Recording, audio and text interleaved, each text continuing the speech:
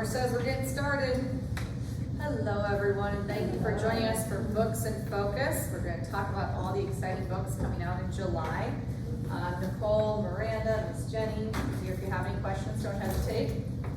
We like to start out with what we call instant bestsellers. These are things that are going to be burning up the bestsellers chart. These are things where you probably already know the author or are looking forward to the next in the series. So this is your heads up that these are coming out this month. The latest from Linda Castillo, Kate Burkholder's back. She's investigating another gruesome murder.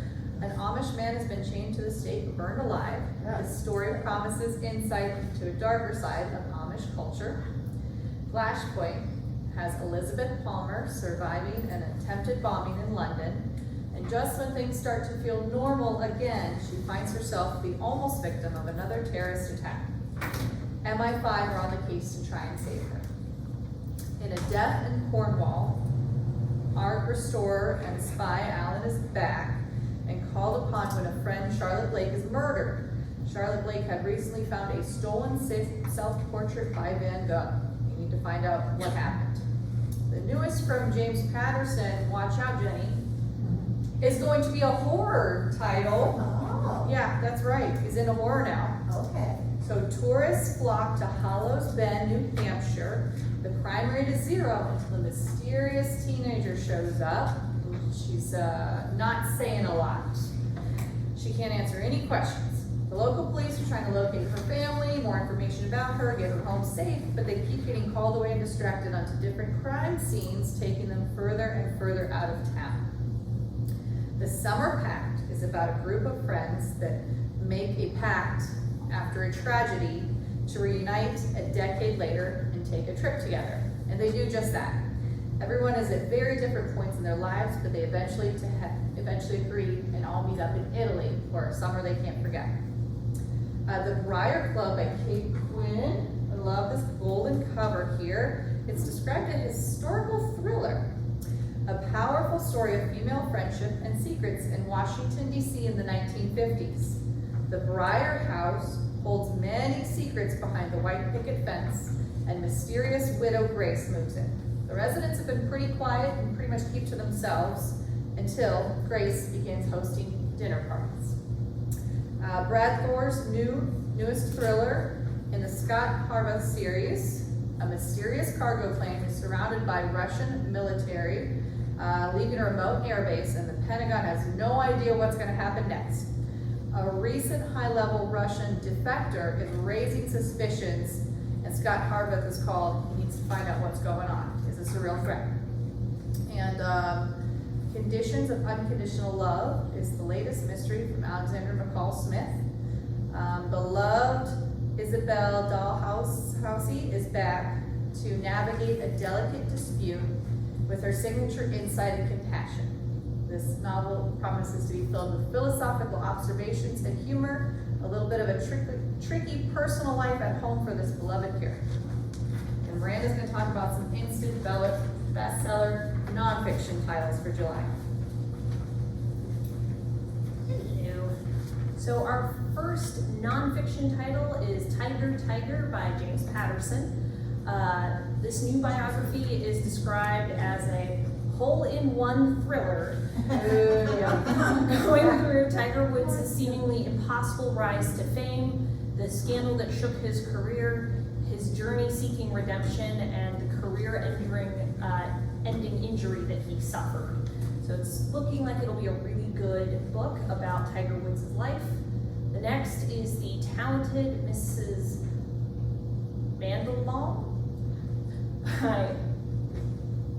by Margaret Fox. I swear I practiced. So Mrs. Mandelbaum is a Jewish mother of 4, a gracious society hostess and beloved member of her community in the Gilded Age, and she is also known for being the first widely renowned crime boss in America. This book paints a vivid picture of what having it all looked like in the Gilded Age.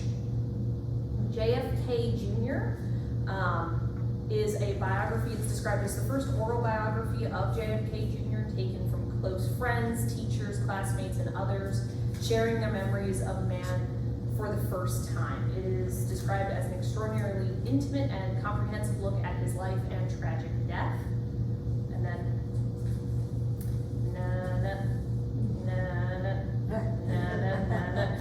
anyway, the next one is The Secret History of Sharks by John Law. He is a world-leading paleontologist, and he presents a complete, untold story of how sharks emerged not only as a fearsome predator, but as a clever survivor over millennia. This book provides insight into what threatens them today as well. Next is The Horse. Since humanity first worked to build a relationship with wild horses, these fascinating creatures have shaped our history like none other. This thought-provoking book tells their epic story and the relationships that humans and horses have forged over centuries. Ruin Their Crops on the Ground is described as the first definitive history of the use of food in U.S. law and politics as weapons of conquest and control. Meticulously researched, Freeman explores how food production has been leveraged not just for profit but for power.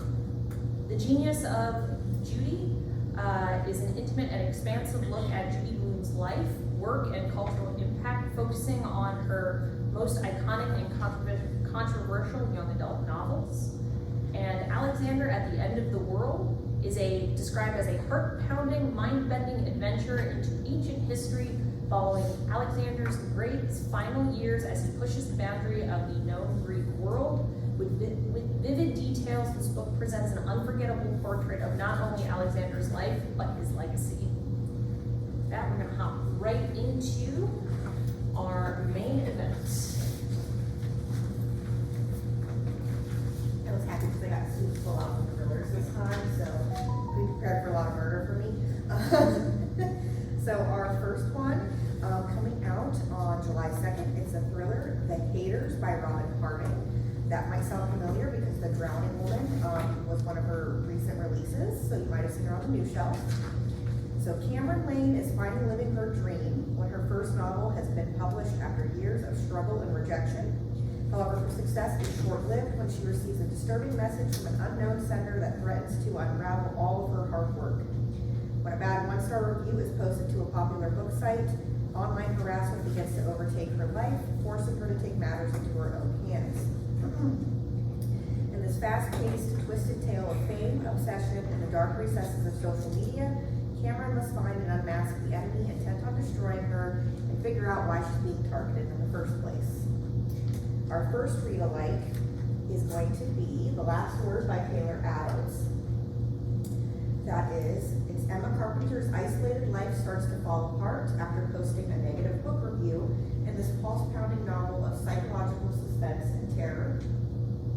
One day, after reading a poorly written but extremely gruesome horror novel, Emma leaves a one-star review that drags her into a heated argument with none other than the author himself. Soon after, disturbing incidents are happening around the house, resulting in Emma researching the author's life and work, leaving her with the questions of who is he, how did he find me, and what else is he capable of? The next read-alike, following the same vein of social media and online thrillers, Audrey Miller, newfound resident of Washington, D.C., has it all: an enviable job at the Smithsonian, a Pilates body, an apartment door with a broken lock, and hundreds of thousands of Instagram followers. Unbeknownst to her, Audrey has moved herself right into the path of a dangerous stalker, one that's been obsessing over her since her social media presence first began. And he is determined to make Audrey his. This is a fast-paced thriller that shows the darker side of social media, because everyone wants new followers until they follow you home.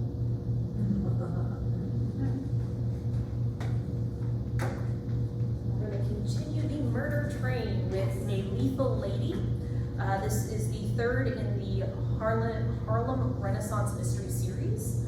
Louise Lloyd has finally moved to Paris and is living the quiet life she always dreamed of. That is until a young woman goes missing and the young woman's mother arrives on her doorstep with a letter from one of Louise's friends in Harlem. Louise quickly finds herself engulfed in a complex web of lies, betrayals, jealousy, and of course, murder in this well-crafted historical mystery. The first read-alike I have is actually the first in the series. There's, like I said, only 2 of them out presently, so it's nice and easy to get caught up on. We first meet Louise in 1926, Harlem, the heart of the Renaissance period. Louise finds herself going toe-to-toe with a mysterious murdering mastermind, try saying that 3 times fast, after she gets into an altercation with the police that give her the option of either helping them solve the murder of young girls in Harlem or going to jail. It's described as a fun ride with a fierce and fiery protagonist and a unique writing style. And then the other read-alike I have for this one is Harlem After Midnight. It's also set in Harlem, though during the 1930s, and it features a fun and fiery protagonist as well. Lena Altbridge is looking to discover the truth about her father and the man she is starting to fall in love with in this detailed historical mystery.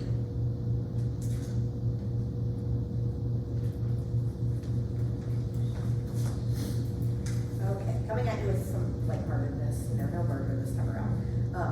So this used to be us. It's coming out on July 9th. It is categorized as women's fiction, and I just also really love the cover.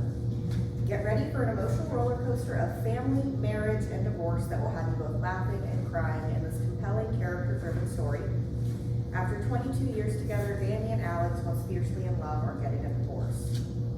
Rather than shuffling the kids between 2 broken homes, they decide to share a nesting apartment while swapping days at the family home with their children. What follows is a reflection on their last 2 decades together, why they fell in love and why it fell apart, and their journey to discovering their own autonomous selves again. Will Alex and Danny be able to come together again in this beautifully written novel about family and second chances? Our first read-alike is Last Couple Standing by Matthew Norman. It might look familiar because it has been a past book discussion club book at one point. In this hilarious and heartfelt novel, a couple determined not to end up like their divorced friends tries a radical experiment within the confines of their marriage. Jessica and Mitch, along with their couple friends from college, all got married at the same time, had kids at the same time, and now they're starting to get divorced at the same time. Determined not to end up like the rest of their friends, Jess and Mitch decide to relax a few things. Terms are discussed, conditions made, and together they go on a wild, emotional journey that is at times sexy and fun, painful and messy, and eye-opening for the both of them. A read-alike that's been very popular lately and is a really good summer read, Happy Place by Emily Henry. This lighthearted summer read is about Harriet and Wynn, the perfect couple since college, and the fact that they broke up 6 months ago and still have not told anyone, including their best friends. What ensues is an awkward week filled with friendship, love, witty banter, and play acting when they go on their regular yearly vacation. This captivating read will have you laughing out loud one moment and crying both sad and happy tears the next. Long Island Compromise is from best-selling author of Fleischerman is in Trouble. It's an exhilarating new take on the American family and the fire that shatters their suburban experience. Starting in 1980, we're going to meet Carl Fletch. He's a wealthy businessman, and he's kidnapped from his nice Long Island home and held for ransom. Less than a week later, Carl's back at home. He's in one piece. His family's already starting to trying to move on and get their lives on. 40 years later, Carl's mother passes away, and the family gathers to mourn her. And we find out that the family is not as moved on as they would like to appear to be. Carl has been trying unsuccessfully, sloppily, loudly to get on with his life, and his wife has been trying to hide all that mess. Their 3 grown children are just as messy, hiding all sorts of tension and drama just below the surface. Oldest son Nathan has chronic fear, middle son Beamer overindulges in everything, and youngest daughter Jenny has been hell-bent on proving she is not an example of this family that she most resembles. All in all, they're trying their best, and questions of their family's wealth come up and adds more drama to the fire when there's a rumor that the money might be dwindling a little bit. Long Island Compromise spans one family history and will confront many ideas of family, including balancing tradition, pursuit of success, fear of the future, ambition, boredom, as well as inheritance and some pyramid schemes. Shared experiences and love that unites a family are the central themes to this one. Made me think of last year's Wellness, which is a poignant and witty look at one marriage and all its expansions and contractions in 1990s Chicago. And also Apples Never Fall, which is more of mystery for fans of mysteries. It's a mysterious twist on getting to know this family. Matriarch Joan disappears, and all the family skeletons come tumbling out of the closet as they try to find her. Put together the pieces on that one. The Lost Boy of Santa Chinoa is from the best-selling author of The 7 or 8 Deaths of Stella Fortuna. This title, though, promises to bring a little humor to the situation, which would be very unlike The 7 or 8 Deaths. This should be a funny and moving story of one skeleton, 3 missing men, and a unique setting of all these mysteries. Taking place in 1960s Calabria, Italy, where there are no roads, no doctors, and no running water, well, other than their most recent flood that swept away a couple buildings. 27-year-old Francesca has moved here. She's been hired to open a new nursery school. The town is in a tizzy because the floods have also surfaced a mysterious skeleton. Francesca's neighbor is an elderly woman who believes that the skeleton is her long missing son and begs Francesca to keep her eye on how things are going in the investigation for her. Francesca begins to get in over her head. She's definitely an outsider in the community. She faces a lot of resistance, but she could also be fresh eyes on the situation. Often torn between her school mission and finding out the truth, The Lost Boys of Santa Chinoa promises to be a puzzling mystery and a search for the meaning of life.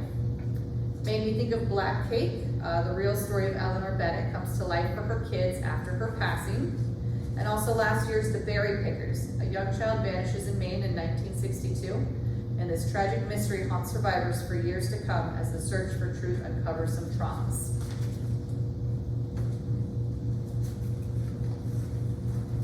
Bear with me, because I already know I'm going to not pronounce his name right. So this is Nivola by Paolo Bacigalupi. That's my best guess. That's my best guess. So we're just going to refer to him as Paolo.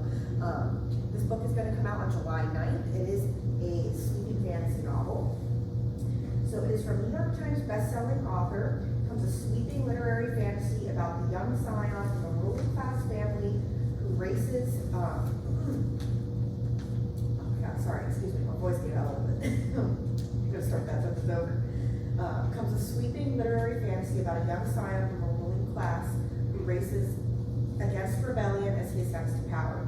This combination historical fiction and fantasy novel takes place in Nivola, a city ruled by influential families where business is power and power is everything. Filled with world building, politics, drama, and violence, this is a coming-of-age novel set in an atmosphere reminiscent of Renaissance Italy. Prepare to be transported to a richly imagined world on the same level as George R. R. Martin's Game of Thrones or Frank Herbert's Dune. Our first real life, George R. R. Martin's Game of Thrones. So the first book is a Game of Thrones, but really the whole series would be a good read like for this. It's just, are you ready to have to read thousands and thousands of pages? So a Game of Thrones, be prepared to be swept into the epic high fantasy world of Westeros, where kings fight for power, summers are long, and an endless winter is soon approaching. When the Starks of Winterfell are summoned to serve the king, a chain of events begins that not only threatens the Stark family, but the entire realm as well. Join this large cast of characters featuring lords and ladies, soldiers and sorcerers, assassins and bastards who are all forced to come together in a time of grim omens and prophecies. Our next read-alike is The Ruin of Kings by Jennifer Lyons. This is an ongoing series. It is a complex and compelling read filled with lavish world building and high fantasy that follows the story of Kieran, a bastard orphan turned lost son of royalty. However, the life of a long-lost prince is far off from the storybook tales he read growing up, and Kieran finds himself at the mercy of his new family's power plays and ambitions. If you like intricately plotted, complex narrative structures and political intrigue, then A Chorus of Dragons is the series for you, and that is The Ruin of Kings. That's the name of the series, is A Chorus of Dragons. Next is Maria by Michelle Moran. No, I am not singing for this one. Sorry, guys. Trust me, your eardrums will thank you. Thank you later. This is the fictionalized story of Maria von Trapp and the making of the movie The Sound of Music.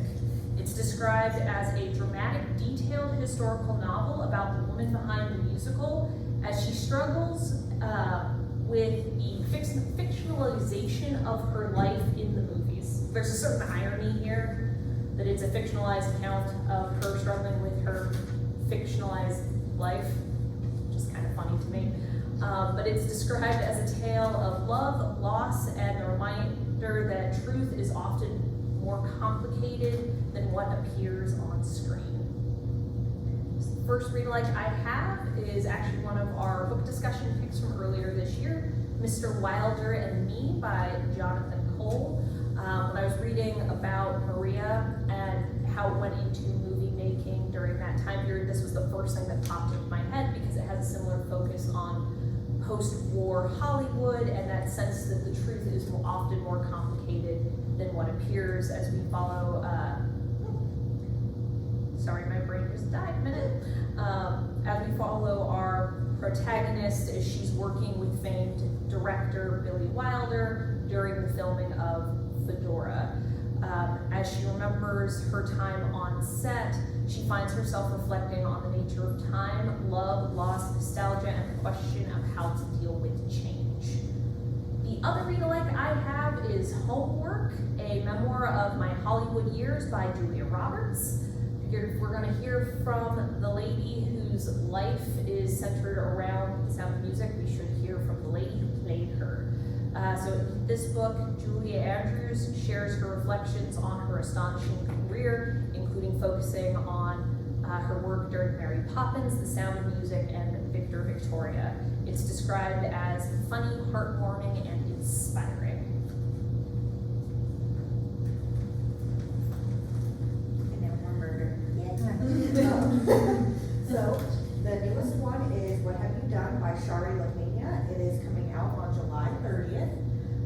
And clearly she has, she's figured herself out because I used another read-alike first.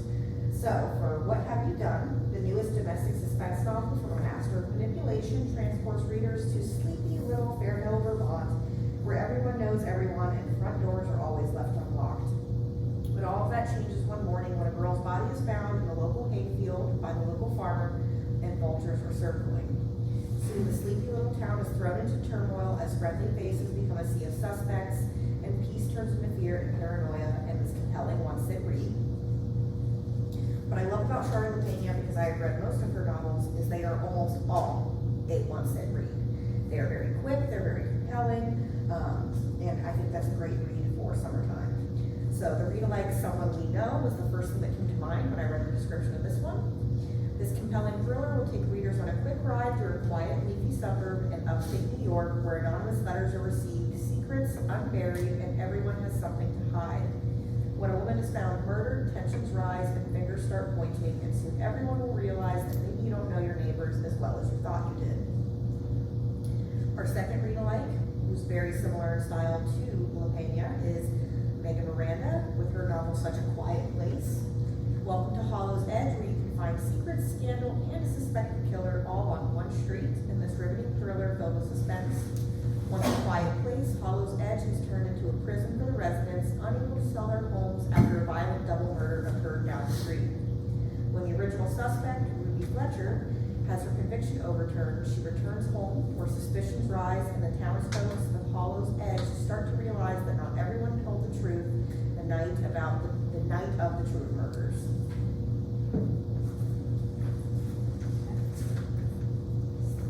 Ornithologist Field Guide to Love.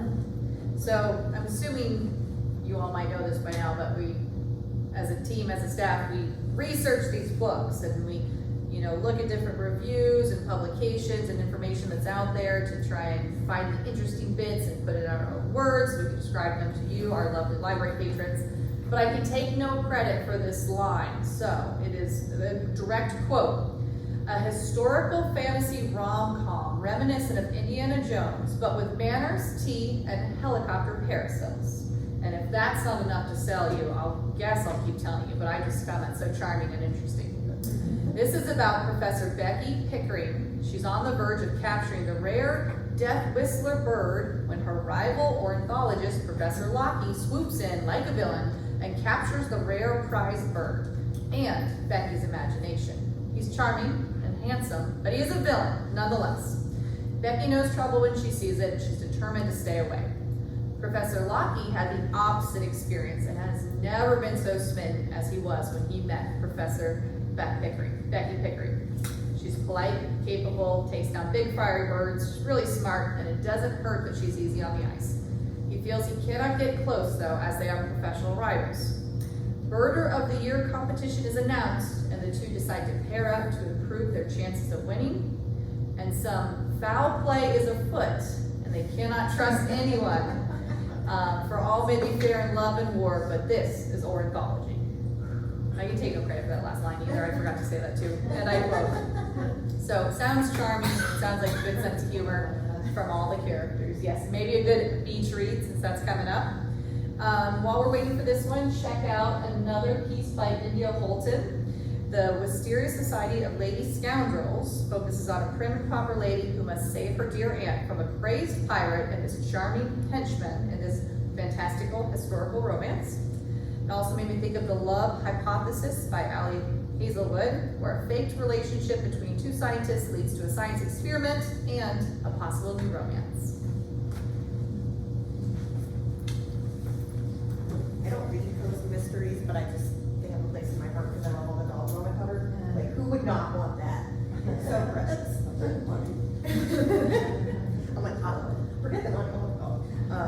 Anyways, so we have Dog Day Afternoon by David Rosenfeld. It's going to come out on July 2nd. It is, oh my goodness, the 29th installment in the Andy Carpenter series, which brings readers to Patterson, New Jersey, where reluctant lawyer Andy Carpenter returns to solve his next mystery. And he's been successfully running the Terra Foundation, the dog rescue organization named after his beloved golden retriever, for years, when his investigator friend Marcus Clark needs a favor. Turns out Marcus takes disadvantaged young men under his wing, gets them jobs and a place to live, and a chance at a different life. When Marcus and Andy decide to help Nick Williams, because he wants a dog, things soon go awry, but Andy is determined to solve the case and clear Nick's name. So, to go along with this cozy mystery, we have two other cozy mysteries, all with dogs. I love this title, Bark to the Future by Spencer Quinn. Your favorite dog and human duo are back in the 13th, not quite, on the same level, installment of the Chet and Bernie mystery series. When P.I. Bernie Little is approached by a down-on-his-luck older man, he's shocked to discover that the man is a former teammate from his high school baseball team. Chet and Bernie take the man, Rocket, under their wing, only for him to suspiciously disappear shortly after. Join Chet and Bernie in this humorous, cozy mystery as they delve into the past to solve the present and potentially save the future. Our next one is Rough Justice by Lorraine Berenson. You may recognize her as award-winning author of the new Senior Sleuths series, which is the Peg and Rose series. I want to say there's a third one coming out this year. Is back with her latest addition to her Melanie Travis series, where a dog leash becomes a deadly weapon. Taking place in Connecticut, Melanie is determined to help her son lead his standard poodle toward a championship title. When Jasmine Crane, elite dog leash designer, is murdered with her own creation, and a renter on Jasmine's property goes missing, it is up to Melanie and Aunt Peg, which I believe is in the Peg and Rose series, to juggle the chaos, all while trying to solve a mind-boggling murder mystery. Oh, that's fine too. Oops, didn't grab my next little paper. Okay. So, our next one is The Cliffs by J. Courtney Sullivan. It comes out on July 2nd. It is categorized as general fiction. I also just love the cover. I think it's really pretty. On a secluded bluff overlooking the ocean sits a Victorian house, lavender with gingerbread trim, a home that contains a century's worth of secrets. When Jane Flanagan is a struggling teenager looking for escape, the long-abandoned Victorian is her safe space. When she returns 20 years later, the Victorian is hardly recognizable, a fact which breaks her heart. Jane is asked to research the history of the house, where she uncovers the stories of the women who lived there. Enthralling, richly imagined, filled with psychic mediums and charlatans, mothers, marriage, and the legacy of alcoholism, this is a deeply moving novel about the land we inhabit, the women who came before us, and the ways in which none of us will ever truly leave this earth. So it is definitely steeped in a lot of historical fiction, this novel, and and I know she did well, she researched it as well. Our first read alike, the first thing that came to mind when I read this one was The Great Alone by Tristan Hanna. It's a meandering story that takes readers to the unpredictable, unforgiving landscape of Alaska in 1974.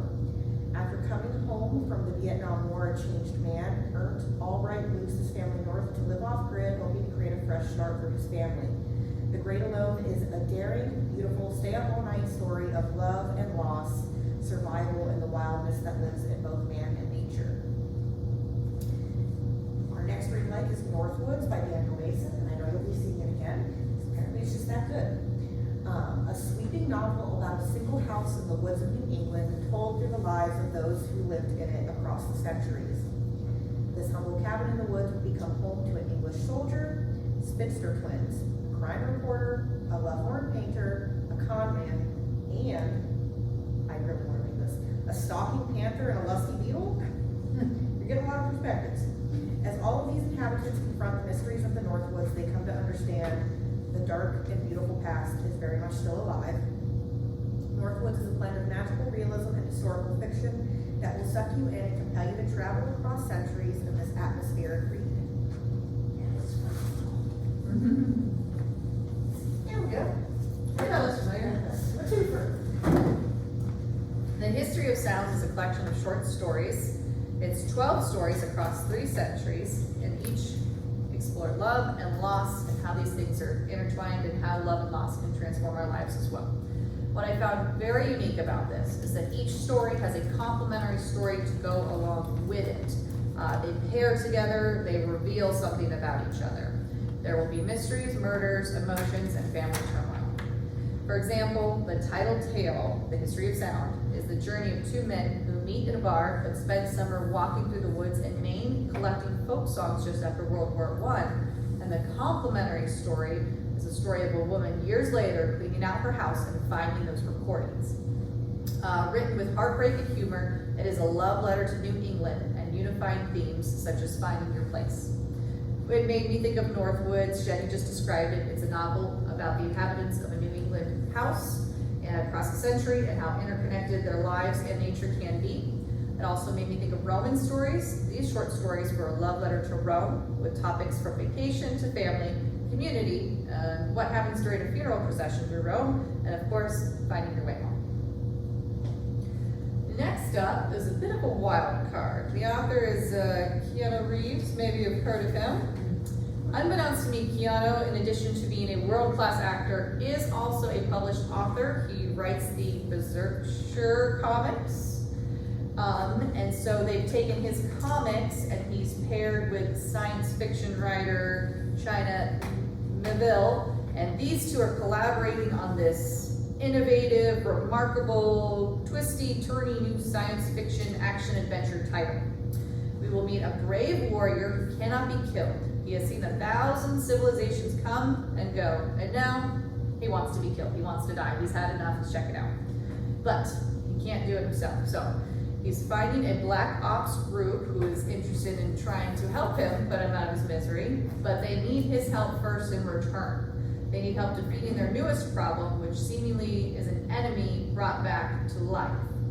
So it promises to be utterly unique and entertaining, it says from the reviews. It made me think of The Ministry of Time. I think this just came out last month. This is a hot pick right now on the bestsellers list.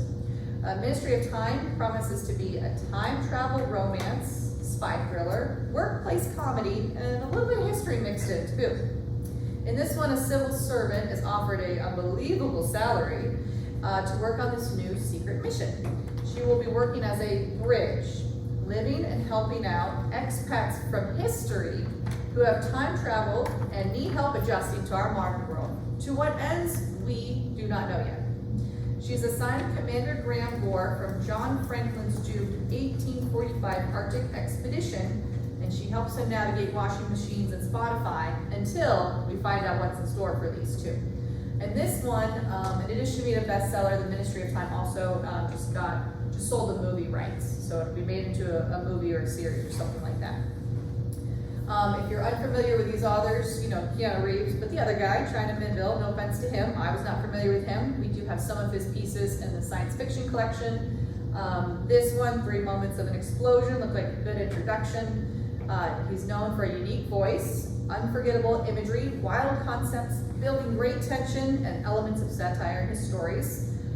One of them is about a character who wakes up floating alone on an iceberg, and another story from this collection is about an autopsy with unusual findings inside the body. So a little bit of dark with mystery there. Pretty sure I get that look from my cat in the morning from the top of my bed.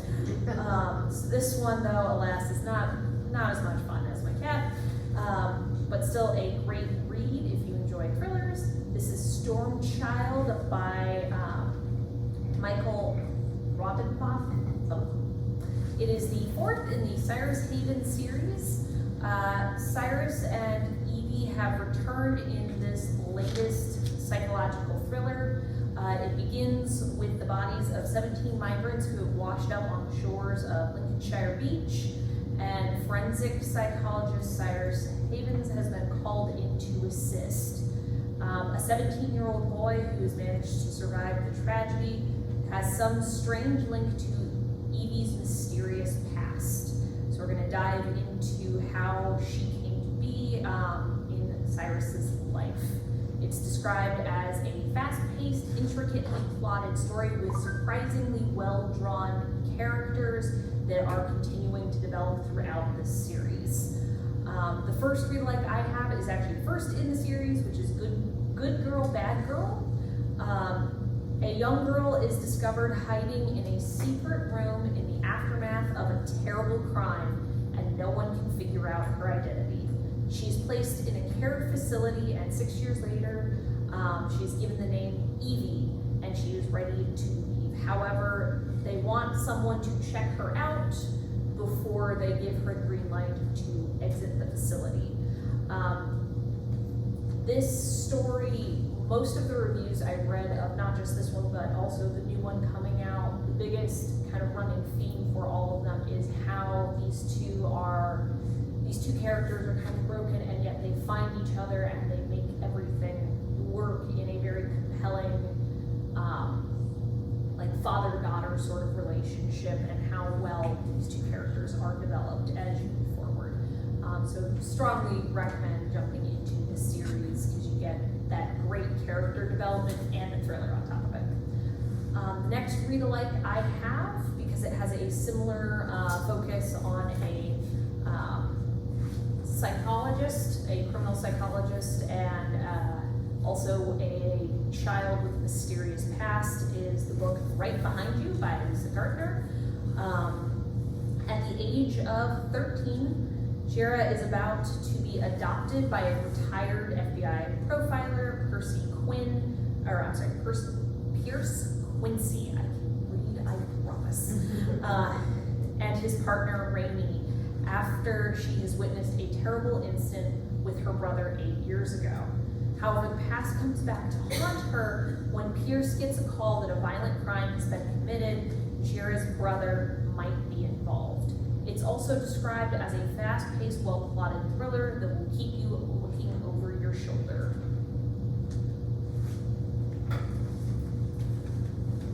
Catalina is going to be a coming-of-age story. It's a year in the life of an unforgettable, charming, and magnetic young woman who's a new Harvard student, Catalina. She's left Latin America when she was young, and she was raised in Queens by her undocumented grandparents. And she did a lot of hard work over the years, and this is going to highlight her time at Harvard. She's been accepted. There, she feels like a fish out of water, and she is obsessed with the school's elite subcultures and secret parties and secret societies. And she feels like an anthropologist, the way she's observing everyone and taking note and trying to learn from them. She finds herself in an unexpected romance this year, and she's sharing her past, so she's getting to know him, of course. Her home life gets complicated and kind of sucks her out of her Harvard experience a little bit, and she's trying not to delay her life's trajectory and let her family get in her way. Her future's looking a little uncertain at the moment. Previously by this author is The Undocumented American, which is a former book discussion pick, which was written by her, the author interweaves her experience of moving to America at 5 and becoming one of the first undocumented students admitted to Harvard, interwoven with real life reporting on extraordinary stories of undocumented people in America. Sounds like a very interesting review. It's very well written. Nonfiction piece, of course. The other read-alike I picked was Either Or, which is similarly focused on the Harvard experience of a very interesting and intriguing young woman on her quest for self-knowledge. She's the first person in her family to go to school, and she reflects on the importance of self-discovery in college. Puzzle Me a Murder. Puzzle Me a Murder by Roz Nunam. This is a cozy mystery and empathetic to a fault librarian, Alice Pepper, has always had a natural talent for solving puzzles and figuring people out in her small town of West Hazel in Oregon. But as a mystery starts to permeate the quiet Pacific Northwest community, she finds herself playing a mysterious game with puzzles inside of puzzles. With a cast of quirky, fun characters and a small town setting, it isn't hard to puzzle out why so many are raving about this book.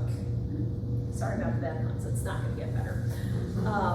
The first read-alike I have is The Puzzle of the Happy Hooligan by Stuart Palmer, because it also features an amateur detective with a similar skill set. In this one, school teacher Hildegarde Withers finds herself investigating crimes led only by her own meddlesome curiosity. When her planned European tour is interrupted by the Nazi invasion of Poland, she decides to head to sunny LA instead. However, she soon finds her puzzle-solving skills are put to the test as she goes toe-to-toe with a wily killer. The other read-alike I have for this is A Clue for the Puzzle Lady by Parnell Hall. In this one, Miss Cora Felton is an eccentric older lady with a syndicated puzzle column and the urge to poke around unsettling events. Meanwhile, her niece Sherry is just determined to keep her out of trouble. However, when the small town experiences its first homicide, Cora cannot help but get involved. She must find the killer before she winds up in a wooden box, 3 across and 6 down. Are these the read-alikes on the shelf out there? Yes, they are. Yeah. All of these, as of this morning when I checked, all of my read-alikes, all of our read-alikes are here in the building. I checked this morning. Close before that. The next book is A Jewel in the Crown by David Lewis. This is set in 1940, weeks after the evacuation of Dunkirk, Germany. Dunkirk. Germany is poised to take the fight to England. To safeguard the crown jewels, newly minted Prime Minister Churchill devises a daring gamble. He will have 2 unlikely characters, Catherine Colley and Hector Neville, escort them overseas. An odd duo to be sure, the pair find themselves facing enemies in places they least expected. It's described as a wonderfully detailed, riveting historical thriller with an Ocean's 11 twist. And this is a direct quote from the reviews for this book. It's also described as James Bond meets Maisie Dobbs. So, and I resisted the temptation to grab both of those for read-alikes for this one. The first read-alike I have is actually Woman on Fire by Lisa Barr, because it has a similar hasty field and odd couple dynamic. Jules Roth has managed to talk her way into a job with lead investigative reporter Dan Mansfield. Dan has an unusual assignment for the rising young journalist, and that is to track down a painting stolen by the Nazis 75 years ago. Ernest Engel's work, Woman on Fire. Jules discovers that she's not the only one hunting for the missing art. A cunning and wealthy gallery owner is itching to get her hands all over it. Jules finds an unlikely helper in Adam Ball, a recovering addict and artist. described as a fast-paced, historically inclined art thriller. The other read-alike I have is Mr. Churchill's Secretary by Susan McNeill. It's also set in London in the 1940s. Maggie Hope has just graduated at the top of her college class and possesses all of the skills to become one of the finest minds in the burgeoning British intelligence service. However, due to her gender, she has been relegated to becoming a typist at number 10 Downing Street. While she is there, she catches the eye of the demented Prime Minister Churchill. Maggie quickly finds herself ensnared in a web of spies, murder, and intrigue. This is described as the perfect blend of meticulous research and well-crafted historical spy thriller with a riveting main character reminiscent of Maisie Dobbs. So this is actually a series, and this is the first in that series. Grown women. Mothers and daughters always seem to be painted to have complicated, unique relationships, and this book will be no different. These mothers and daughters will have personality clashes despite loving each other. But for Evelyn, her daughter Charlotte, and her daughter Corinne, conflicts run a little deeper. Past and present issues are covering up a deeper resentment. Corinne has her own daughter, Camille, and in Camille is all the hope and joy and opportunity that young children bring, and we'll get this family back together again. Everything's going really well, the village is bonded to help Camille, but Camille, when she grows up a little bit, shows more interest in one of her relatives' more cosmopolitan lifestyle, and the complexity and former truces may be overwhelmed again with emotion and turmoil.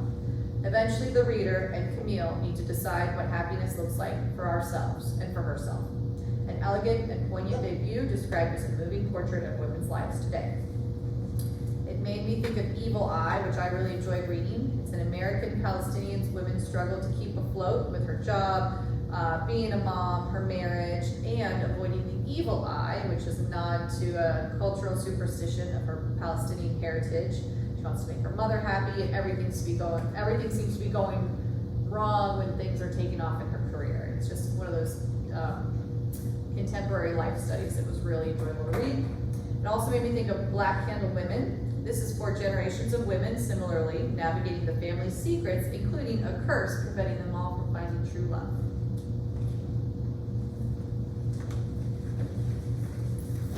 So, Bloodjade by Julia V. and Ken Bell. This is an urban fantasy. It is the second in the Phoenix Horde series. Our main character, Hugo, has recently taken on the mantle of the Sentinel of San Francisco, using the city's immense magic and her own meager power to protect its citizens. She has barely gotten used to her new role when she is called in by a powerful clan to investigate a string of murders that seem to be connected to her mother. On top of that, a general is rising in the east with delusions of conquest. This is a fast-paced, Asian-inspired urban fantasy that walks a strange line between noir mystery and Marvel movie. It has a unique and sassy protagonist, and I have to say this is one of my favorite new fantasy series. It is super fun. With that, so naturally, the first read-alike I have is the first in the series, The Ebony Gate.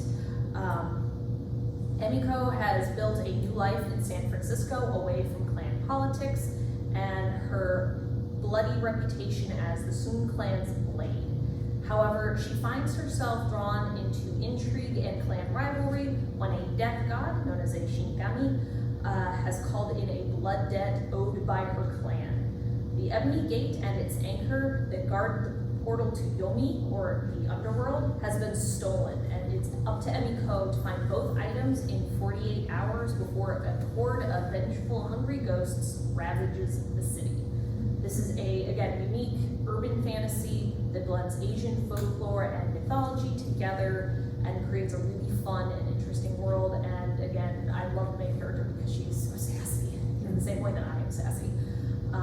So just a super fun story. The other read-alike I have is Jade City by Fonda Lee. It is also a similarly Asian-inspired urban fantasy that features clan rivalries, magic, and intrigue. In this one, the Pula family is one of the 2 crime syndicates that owns the supply of a rare magical jade. The other is the Green Bone clan, and the 2 have maintained an uneasy peace for decades. However, tensions finally bubble over and erupt in this gripping, described as Godfather-esque saga of intergenerational family rivalries, politics, magic, and of course, kung fu.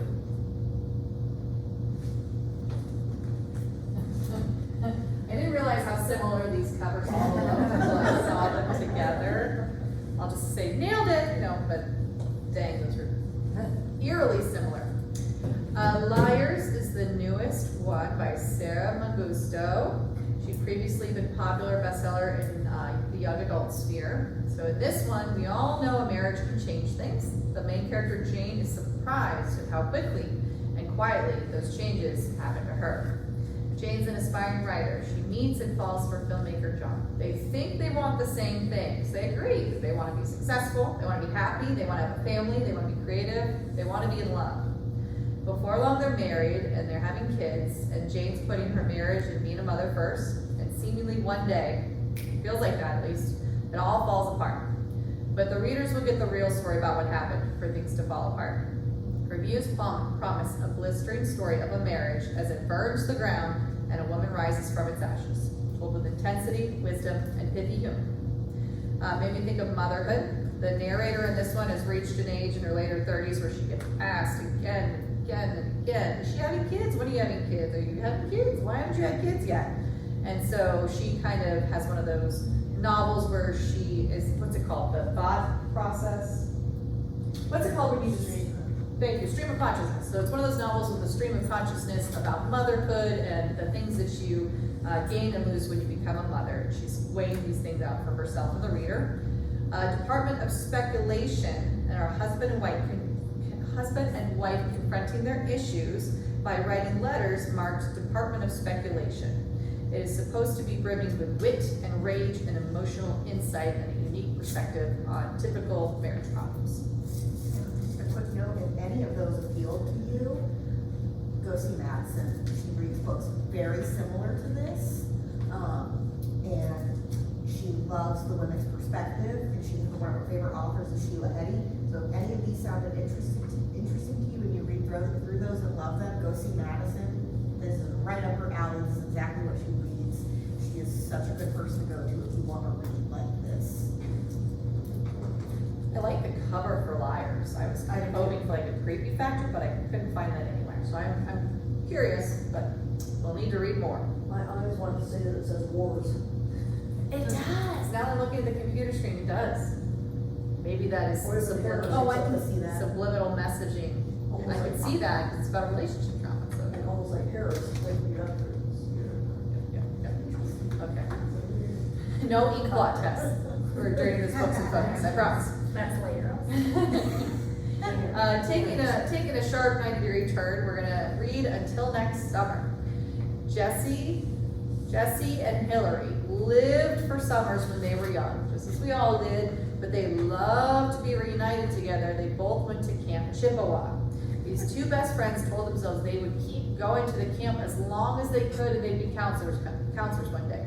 But life happens and Hillary has to stop going to Camp Chippewa, and Jessie does continue to go, eventually working herself up to a counselor and then camp director.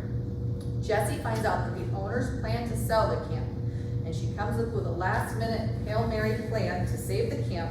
She invites past campers back to attend a nostalgic summer camp for adults, looking to drive business and profits and attendance at her summer camp. Hillary gets the invite, and she manages to attend. The friendship is quickly rekindled, and the 2 have a wild summer, meet some interesting characters, work together to save the camp, and, of course, a couple summer flings ensue. Makes me think of Something Wilder. Main character Lily has been left a treasure map from her father. Takes place in Utah. She gets together a motley crew of friends together to hit the trail and find out where the treasure is. The trip goes horribly and hilariously wrong. Also made me think of the rom-commers. I think this just hit the shelves today. If somebody hasn't beat you to it already. Emma longs to be a screenwriter, and her goal is shaping her life. She's obsessed with romantic comedies, but the good ones. She's got a set of rules, and she thinks she can do them all better, and she's really intrigued and excited by this. She gets an opportunity to help her career and help a big name rewrite a script. And well, as they say, don't meet your heroes. It all goes terribly, terribly wrong.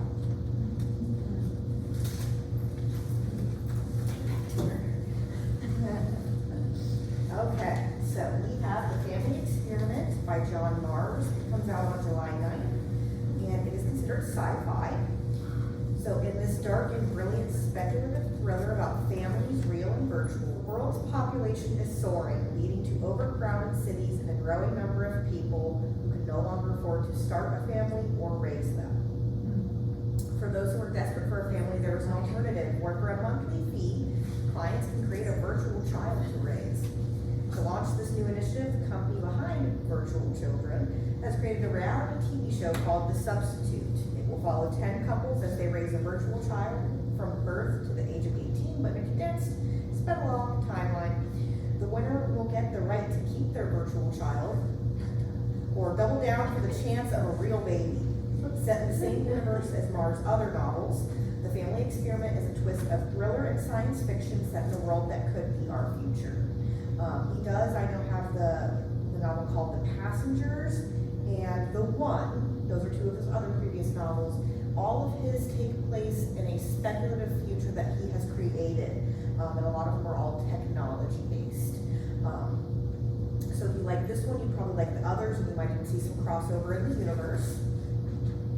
Our first read-alike is Baby X by Kira Haykoff.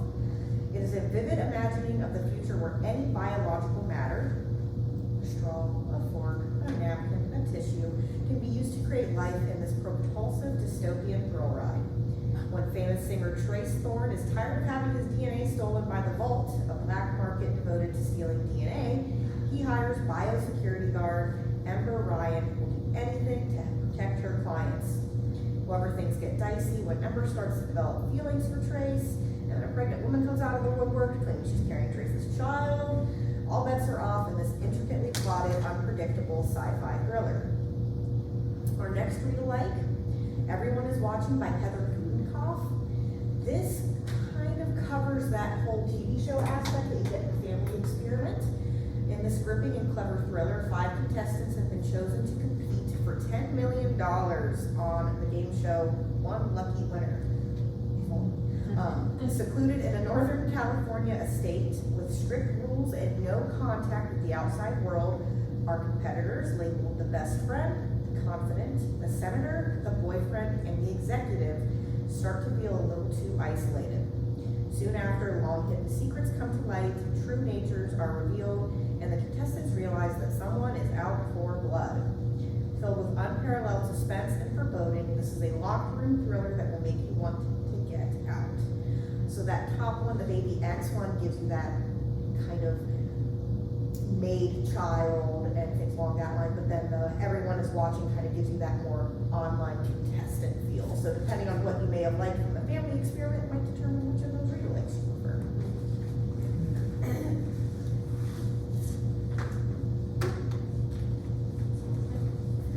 Someone Like Us. So in this one, main character Mamouche leaves a promising career and his family behind for a fresh start and love in Paris. When I say family, I mean like his parents, his neighbors, his community, and he falls in love and moves to Paris and starts a new career for her, right? So 5 years later, and he's struggling in his marriage, and Mamouche returns home to Washington, D.C. to visit his family and his community. He's from Ethiopia, so his community is made mostly up of Ethiopian immigrants with shared experiences moving to the U.S. He's looking forward to seeing his never satisfied mother and his larger than life charming father. But things go awry when on the day he arrives, his father is found dead in the garage before they see each other. Mamouche sets out on an unexpected journey across America to begin to understand who his father really was, so he can begin to understand what happened. He's going to confront unpleasant memories and perhaps find a way to save his own family and his own marriage along the way. Read-alikes include Real Americans, which is a generational story of an Asian family and a white family that get together through marriage, and it tells the tale of what happens to their children.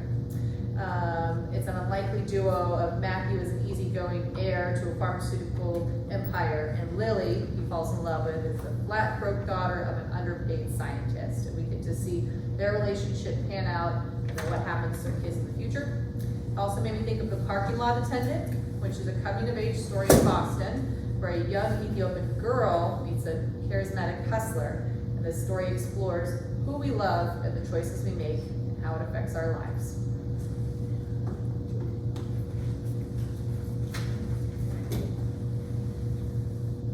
So I believe this is our last but not least. 1,000 Times Before by Asha Thanky. It is coming out on July 9th, and it is general fiction. It is a sweeping and heartrending family saga following 3 generations of women connected by a fantastic tapestry through which they inherit the experiences of those that lived before them, starting in the Persian era India to present-day Brooklyn. Forgive me with these names. Ayuta and her wife Nadia decide to embark on this magical and emotional journey together, traveling through time and memory, experiencing whole decades of love, loss, heartbreak, and revival. But the tapestry also comes with a second power, the ability for each of these women to dramatically reshape their own lives. This is a deeply emotional and intergenerational debut that is poetic in its delivery of hard topics and is both healing and heartbreaking. As I was hearing Nicole, I would say another good read like probably would be Black Candle Women as well for this. But our first one is Banyan Moon by Thou Hai. That's what I'm going with. When Anne Tran gets the call that her beloved grandmother Moon has passed away, a series of events is set off as Anne goes back home to her family in Florida. Upon returning home, Anne and her mother Huang learn that the family home of Banyan Moon has been left to the both of them. Told parallel perspectives from both Anne and her grandmother Nina's perspective, we see how mothers and daughters come together to rebuild relationships. Spanning decades and continents from the 1960s in Vietnam to the wild swamplands of the Florida coast, Banyan Moon is stunning and deeply moving story of mothers and daughters, generations, the things we inherit, and the lives we choose to make out of that inheritance. The next one is Ink Blood Sister Scribe by Emma Tors. Definitely has a little bit more of a magical realism aspect to it. A spellbinding debut novel about 2 estranged half-sisters tasked with guarding their family's library of magical books. For generations, the Calote family has determinedly guarded a collection of ancient books that let a person walk through walls or manipulate elements. It now falls to sisters Joanna and Esther to protect these magical portals after the sudden death of their father. What ensues is a magical journey as the sisters must reunite to preserve their family legacy in this tale of loyalty, betrayal, magic, and power. All right, and our first nonfiction book is The Secret Lives of Numbers by Kate Kitagawa and Timothy Revell. As anybody who knows me knows I hate math, but I'm really excited for this book anyway. Because it is about how the stories that we know about math, even though it is the fundamental study of truth, are actually wrong. This book is described as a humorously accessible book that covers thousands of years of the history of math and the stories of the marginalized voices who propelled the subject forward in surprising ways. So it looks like it'll be a really interesting read, and even those of us who don't like math will still get something out of it. First read like I have in a similar vein is Empire of the Sum by W.W.K. Houston. This is a witty, surprisingly humorous This is a witty, surprisingly humorous story that gives the history of the pocket calculator, the device that ushered in modern mathematics and helped build the atomic bomb, space travel, and more. It gives the stories of the mathematicians, designers, and inventors who brought it to life. Long live the pocket calculator. The other read-alike I have is The Universal History of Numbers. This was the first complete study of the invention of math and the evolution of numbers from around the world. It's described as a riveting history of counting and calculating from prehistory to the modern era. I here riveting, tied to numbers, but okay. Not a math person, clearly, I work here. So I have Women in the Valley of the Kings by Kathleen Shepard. It comes out July 16th. It's going to be ancient history and biography. The history of Egyptology is often told from the grand narrative of powerful men, but in the untold story of women Egyptologists in the Gilded Age of exploration, that's a mouthful, Kathleen Shepard brings women back into the narrative and tells their stories that were often deliberately left out and forgotten by time. Shepard tells the stories of the women who worked in Egypt to lay the groundwork for all future exploration, such as Lucy Duff Gordon, Amelia Edwards, Marianne Brocklehurst, Maggie Benson, and many more. This is a well-researched and refreshing read that will appeal to historians, fans of Egyptology and archaeology. And as I was reading through all of these books, basically it said, without these women, we would not have Indiana Jones. So, women made Indiana Jones. Our first read-alike is Lives in Ruins by Marilyn Johnson. Lives in Ruins is an absorbing and entertaining look at the lives of contemporary archaeologists as they dig for clues to the puzzle of our past. Digging and drinking alongside archaeologists in the Mediterranean, Caribbean, Machu Picchu, and more, Johnson excavates their lives and shares the stories that rarely appear in history books. And this was a small book. Our next read-alike is Empress of the Nile by Lynn Olson. It focuses on the nail-biting race against time to save a dozen Egyptian temples from drowning in the floodwaters of the New Aswan High Dam in the 1960s. This effort would not have been possible without the daring French archaeologists Christiane Desroches Noblecourt, who made it all happen with her willful determination to save history and preserve a crucial part of Egypt's cultural heritage. And that one does break down and discuss how they took apart and relocated some of the pyramids. And I thought that was very interesting. So, A Passionate Mind in Relentless Pursuit by Noli Rooks. This is a biography of Marion Bethune. It's described as an intimate and accessible account of her life and legacy. Bethune was a woman who dared to center the progress of Black women and girls in the larger struggle for political and social liberation and equality. She was born the 15th of 17 children and the first of her family to be born free. Bethune survived brutal poverty, caste subordination, and became the first in her family to attend college. She would go on to found a university in Florida that bears her name to this day. She was often called the First Lady of the Struggle. Bethune is not only a civil rights leader in her own right, but was also the role model for future leaders of the civil rights movement. This book is described as a lyrical study of her life and her brilliance as an educator and scholar. The first read-alike I have is actually a fiction title called The First Ladies by Marie Benedict. Marion Bethune and Eleanor Roosevelt were famously very close friends. So this is a fictionalized account of their friendship and how, despite their very different backgrounds, they came together over the common belief in the power of education. The other read-alike I pulled because I wanted to find contemporaries of Marion Bethune. This one is called Invisible, the Forgotten Story of the Black Woman Lawyer Who Took Down America's Most Powerful Mobster by Stephen L. Carter. It is the story of his grandmother, Eunice Hunting Carter, his grandmother, who was a Black woman and a prosecutor, one of the first. And through her legal strategy, they were able to take down Lucky Luciano. It's described as a meticulously researched, well-crafted book that not only tells Eunice's story, but also immerses you into the mid-20th century. Impossible Monsters is not about my cat, but it is about evolutionary biology. In 1811, Mary Anning, daughter of a British carpenter, discovered strange bones near the southern shoreline of England, and it was described as the first dinosaur discovered in the Western world.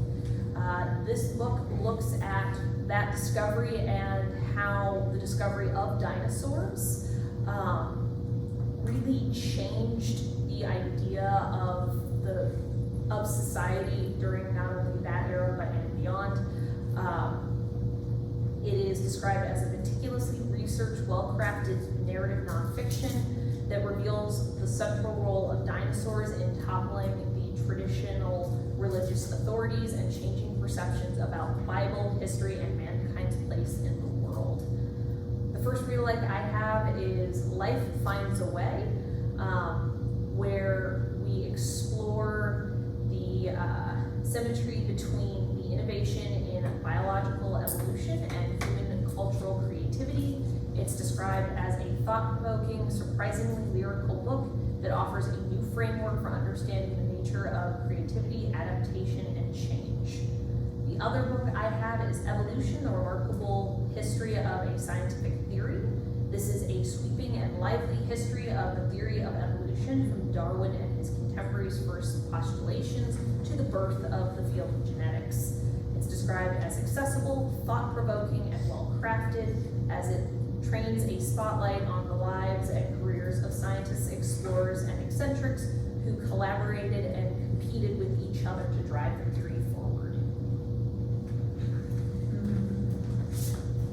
I'm excited about this one. So we have Freaky Folklore, and these are some weird author names, so bear with me. By Darkness Prevails, I didn't realize we were part of a cult at this time, and Carmen Carrion. It's coming out on July 16th, and it's going to be in the folklore and mythology section. This beautifully creepy collection is overflowing with wicked monsters and mythical creatures that will capture your imagination with its lush descriptions and startling illustrations. Hosts from the leading horror podcast network, EerieCast, present to you a guide on 100 of the world's most terrifying beings, ranging from ancient times to modern day, in this unique collection of mythology, horror, and folklore. I've never heard of this podcast, but I might intrigue. Our first read-alike is going to be the Book of English Folk Tales by Sybil Marshall. Master storyteller, social historian, and folklorist, Sybil brings together a fascinating collection of folk tales ranging from the tales of supernatural, saints, devil and witchcraft, to beasts, super beasts, giants, tigers, and bears, oh my. Filled with gorgeous wood engraved illustrations, this collection of folk tales is sure to entertain and educate readers of all ages. Our second read-alike is a fiction book. It is Death in the Dark Woods. It is a monster hunter mystery. I want to say it's number 2 in the series by Annalise Ryan. And I want to say that came out last year at the very end of the year. Join cryptozoologist Morgan Carter in her travels to Nicollet National Forest area of Bayfield County, Wisconsin, to investigate a potential Bigfoot sighting and link to a vicious murder. With Morgan and her dog Newt on the case, they uncover a trail of lies, deception, and murder in this mostly cozy mystery featuring some mild violence. Buckle up and grab your gear because it's time to find Bigfoot.